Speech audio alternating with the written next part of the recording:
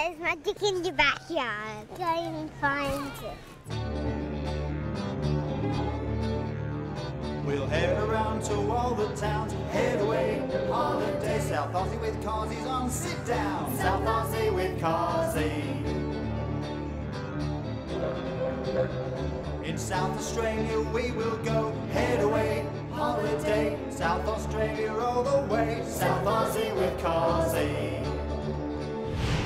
Tourism in South Australia employs 33,000 people. And the best way to support those people is by holidaying in your own state. My name's Cosi and it's my job to show you guys where to go without spending too much money. We're going to start today's episode down the bay, and this place, with its history of South Australia, is so famous and so iconic. You know, the first settlers rolled into town here in 1836. All they had was tents and portable huts. The bay's changed plenty since then, and nowadays it's got so much to offer. I'll show you around here a little bit later on, but first up, let's have a look at what's on the show. I'll show you what could be the best located hotel in South Australia down at Glenelg. I'll also show you how to spend a day down the bay for under $100 for the entire family. And I think I might have found the two coolest kids in South Australia from Andrew's farm. But first, there's gold in the hills, the Adelaide Hills that is. And to find the gold, you'll need a metal detector made right here in South Australia. Minelab is a South Australian company. We were born in South Australia, we grew up in South Australia, and now we're a global metal detector manufacturer. What started off with a couple of very smart Adelaide people devising new technology to improve metal detectors has led to a great success for South Australia, I think, with a local company out there on the world stage and beating all the other competitors. We're at the historic Jupiter Creek gold diggings in the Adelaide Hills, and here at Jupiter Creek we're actually located quite close to a police training area, so if you hear gunshots, that's they're on our side. It's been a good day anyway. This is one of the earliest sites of gold mining in the state of South Australia. There's a historic town at the top of the hill, and as we look down the hill there's the gold diggings, and there are many people coming out to visit and look for the bits of gold that was left unfound by the historic gold mining people. So anyone with a bit of time on their hands and doesn't mind digging through the soil, and particularly if you've got a good metal detector, people are finding gold in this site quite regularly. So what's the story? People love metal detecting along the beaches for rings and jewellery, yeah? South Australia's metropolitan beaches are probably as good a place as any to find gold. Really? Lost jewellery and the like. When people dive into the cold water, their fingers and skin contracts a bit and rings fall off. Jetties and wharfs, there's a lot of historical sort of items that get sort of cast off into the water, and Minelab do make an underwater detector for scuba divers, so everything from looking for that Spanish galleon full of gold to items of curiosity and interest or historical relics. I'm just going along searching this patch of ground. The metal detector's listening for any targets. When I've detected a target, what I want to do is scrape away the topsoil in the area of that target. I'll recheck the area with the metal detector. So if the target's moved to the spoil pile, I'm going to start to think it's a bit of human rubbish, bottle tops or clutter. If the target's still remaining in the same spot, I'm starting to think it's more a feature of the ground, so perhaps a gold nugget that's still waiting there, buried in the rock, waiting to be found.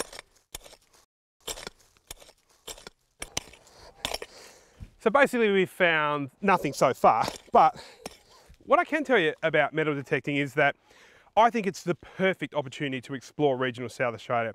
It's cheap. You get a good Minelab metal detector for under $400. Once you bought it, there's no other cost. You can come here to the hills in Jupiter Creek, down any one of our beaches, or head up to the Flinders Ranges. And who knows, you may strike it rich. 1.5 tonnes of gold have been found right here. Might be you. Virginia Langerberg is the Channel 9 weather presenter heading all over South Australia. Oh yeah, and by the way, she's got the cutest laugh. Let's find out what this mighty South Aussie loves about living in South Australia. I'll have to say I love the easy lifestyle and convenience of South Australia. I mean, what other city do you get like Adelaide where the hills are just a stone throw away and then you've got the beach the other side and everything's so easy? You can't really even say that we've got peak hour traffic.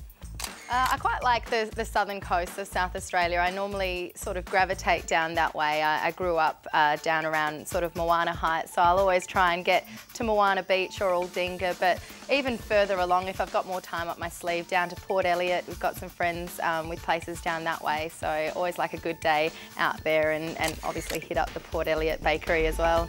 South Aussie with Cosi. South Aussie with Cosi. Have you ever got your council bill like this and flipped it around and gone, Natural Resources Management Levy, 53 bucks? Why am I paying that? Well, I can tell you why. That money goes into some awesome projects that keep our city and our state looking unreal. Now, the Torrens is one of those areas. We know that over the last few years, a lot of money's been spent on this area of the Torrens. We've got the new bridge, we've got the oval, which is fantastic. But there's a project downstream that's happening that is funded by this levy that I want to show you, and it is doing something super special. We're standing alongside Breakout Creek now, and Breakout Creek is actually the lower end of the River Torrens. It's a completely artificial system. It was constructed back in the 1930s to allow floodwaters to recede and to flow out to the sea, and it allowed the opening up of what was once known as the reed beds here at Lockleys. And why we're so spoilt by that is because we've got a linear park that stretches the length of the river from here, near the coast, all the way up to Athelston. 32 kilometres of beautiful walking trail, riding trail. The former state of Breakout Creek prior to the works taking place was pretty poor, and we understood there was value here, but couldn't be realised, and it wasn't until money was raised through the NRM levy, which we all pay as owners of land. That money was used to fund the important works in Stage 1 and Stage 2. Stage 2 occupies the area between Tapleys Hill Road and Henley Beach Road. It's about 800 metres of river. It cost, through the levy, of course, $3.4 million. It's not cheap work, but you can see today that we've got a fantastic resource. You've just come from where? Where did you used to live? England. In England. So how long have you been in Australia? Not very long. A long time. When did we come here? 4 months ago. 4 months ago. 4 months ago. Okay, we'll teach you something about trees in Australia. Do you know what this tree is called? Palm tree? No, it's not a palm tree, it's a gum tree. And let me show you something, Daisy. If I can find one, I hope I can. Here's one. Okay. See the little white thing, Daisy? Can you see that? Yeah. The Aboriginals, which were the native people that used to live here, right where we are, they used to eat these. So you take that off, and see underneath there's a little bug. Looks like candy floss. Well, it's funny you should say that because it's very sugary, and that little bug, that makes it, and the Aboriginal people used to eat this. You can eat it, right? And it tastes like sugar. So next time you're hungry in Australia, you can look up in a gum tree. How about that? Okay. With the creation of this space, people have just absolutely flocked here. And we've got many of them, and they really are treasured by the people of South Australia and the people of this region. That's why we spend so much money and so much effort in trying to maintain access to them, make sure that they are places that people can not only access but enjoy the environment that they offer. South Aussie with Cosi. South Aussie with Cosi. Chem Plus and I are on the hunt for the best photographs taken in South Australia. Righto, let's have a look at some. We start off with Grace getting her feet wet at Port Hughes. Harley, he snapped this photo at Merino Rocks. Adelaide Hills during autumn. Well done, Joshua. Hey, Paul found a kookaburra in Elizabeth, and from one bird to another, Samara was over in Port Lincoln when she got this shag. And Shane was over in Eyre Peninsula too, taking this photo of Coffin Bay National Park. Hey, have you got a great snap of South Australia? Well, send your photos into chemplus.com.au and you could share in over $3,000 worth of prizes, including free SA holidays. Plus, your photo could even be chosen to appear on the Chem Plus calendar or in the Chem Plus catalogue and be seen by thousands. Enter online at chemplus.com.au. Do you know there's over 60 Chem Plus locations all over South Australia? Your community, your Chem Plus. there's loads of accommodation options in and around the bay. In fact, there's over 1,500 beds that you can actually stay in, ranging from $28 at the local backpackers up to something that's a little bit more upmarket, yet still affordable, like the place behind me, the Oaks down at the bay. Holidaying in your own city is so worthwhile. Give me a second, I'll show you just how rewarding it can be.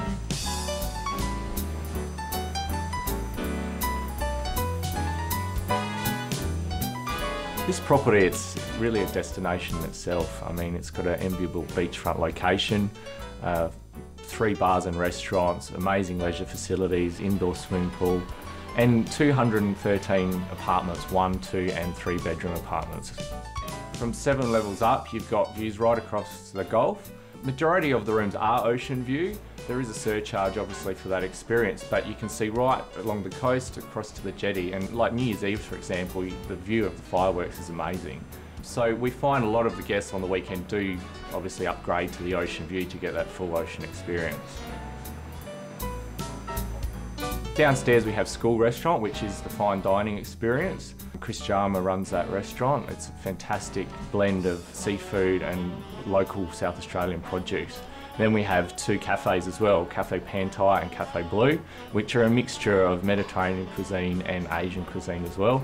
And of course the popular Pier 1 bar. Oh, cheers, Cobble, look at that. Enjoy your Catalan fish stew. Beautiful, thanks very much.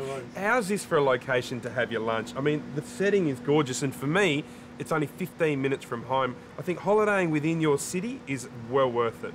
I'm an advocate of staying in your own state, and I frequently stay down here, and to experience the different ranges of activities. You've got, right next door, you've got the beach house for the kids. There's just so much going on down at Glenelg, and it's close proximity to the Holfar Shores Marina as well. So the events down at Glenelg are frequent. You've got a range of different activities. We've recently had the Moonlight Cinemas down here, and we find a lot of people even have a night out down at the marina at a restaurant, having dinner with friends, and it's just easy to stay over for the night and to experience the whole area. This property has this enviable beachfront location. I find frequently that people call this the flagship of Oaks Hotels and Resorts because of its location.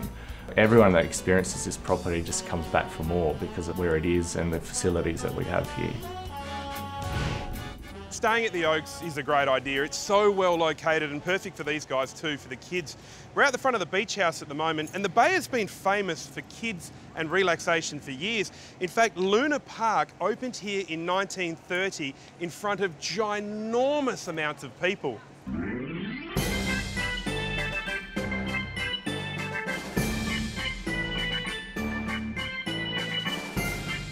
Have a look at the turnout. Sadly, Luna Park closed only 4 years after opening due to a combination of the Great Depression, severe storms and extremely high rent. The rides and the famous roller coaster were dismantled, and get this, they were sent to Sydney's Luna Park, where they still stand today. South Aussie with Cosi. South Aussie with Cosi.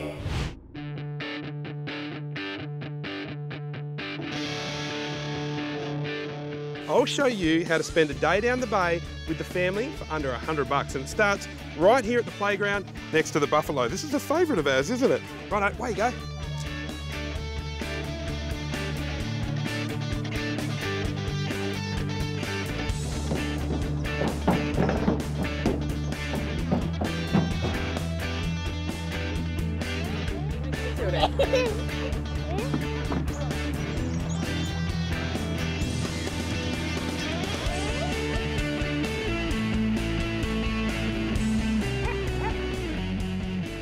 You know, this is something you've probably walked past hundreds of times and never even been inside. It's the Bay Discovery Centre. Best of all, it's a gold coin donation to get in, and that, my friends, is a bargain.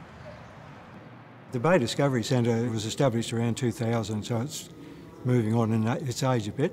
It was originally the Glenelg Town Hall, and in fact where we are now used to be a dance hall. Then it was converted into the Bay Discovery Centre. The council meetings are still held in the northern part of the building, and the Bay Discovery Centre is a combination of art gallery and museum. It's really driven by the volunteers here. There's about 90 volunteers here, and then there's another 30 or 40 volunteers at the Halifax Bay History Centre, and then between the two of us we change the exhibitions so that if it wasn't done that way, the entry charges would be way too high for ordinary people. So we've tried to keep it so it's just a gold coin donation so everyone can access it. To many people, when they get here, they find it very interesting. It's about our heritage. There's a whole range of pieces of information, bits to see, starting from the buffalo and the Africane, through the amusement park and the various beach activities that have been a feature of Glenelg ever since the first settlers landed here in 1836. I just found out that years ago they did an archaeological dig at the end of the Glenelg jetty and unearthed all of these things, including an array of bullets, medical equipment, but most interestingly enough, these two handguns. Can you imagine the stories those guns could tell? Going back in the early days, of course, the bathing issue was quite different to now, and to deal with that, they built baths which are just to the west of where we are now. And those baths were where they had division of men and women swimming areas, and in fact the women were only allowed to swim between certain times of the day, and there were changing sheds and all that type of thing. So actual swimming on the beach was pretty much frowned upon in those days, and it was quite a while before that changed.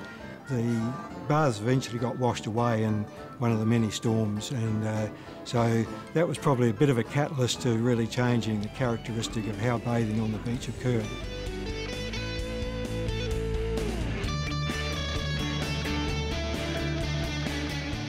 There's always plenty of free activities down the bay that's run or put on by the council. These bungee trampolines caught the eye of my 5-year-old little Matilda.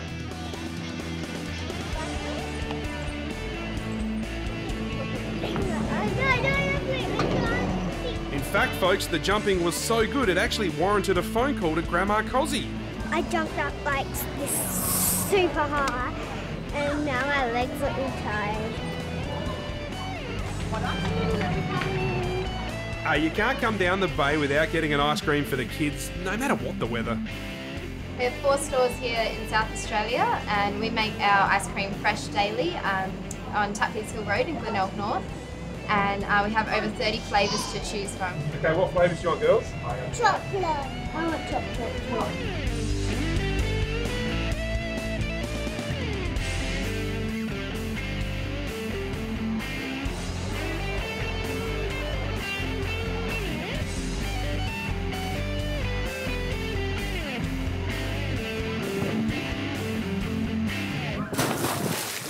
There's no better way to finish a budget challenge than to do something that's absolutely free and so South Australian, a walk up the Glenelg jetty. Do you know the jetty was built in 1839 and originally it was 381 metres long. That is almost twice as long as it is today.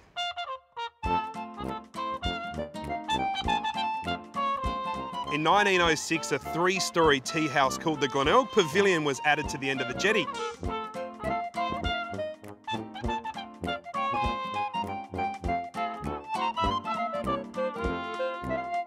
My favourite though was built in 1929, which was a saltwater aquarium. How cool's that? See it halfway up the jetty there? The original jetty was destroyed by a massive storm in 1948, with a much shorter version opened 20 years later. A day at the bay with the 4 of us, well, how much did it cost? First up, SA-made ice creams cost us $20.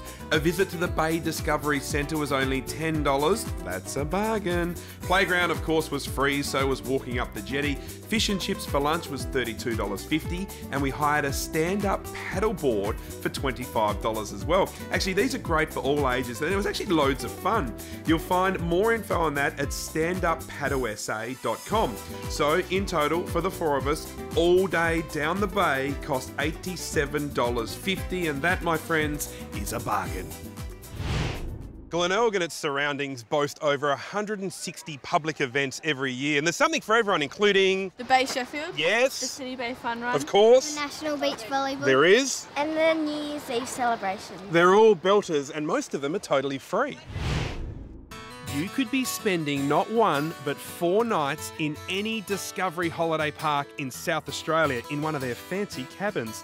There are 5 Discovery holiday parks located all around SA, including Clare, Lake Bonnie at Barmera, Robe down in the southeast, Whyalla on Eyre Peninsula, and Adelaide Beachfront located right at Semaphore. If you win, you can choose which Discovery holiday parks you'd like to stay at. Just like the South Aussie with Cosi Facebook page and enter. We're going to finish this episode of South Aussie with Cosi from right here at the Marina Pier in Glenelg. And I got something special for you. I got my little buddies here. I got Titus and Cullen from Andrew's farm. I've seen these boys dance before. They're going to dance us out for the episode. Take it away, lads.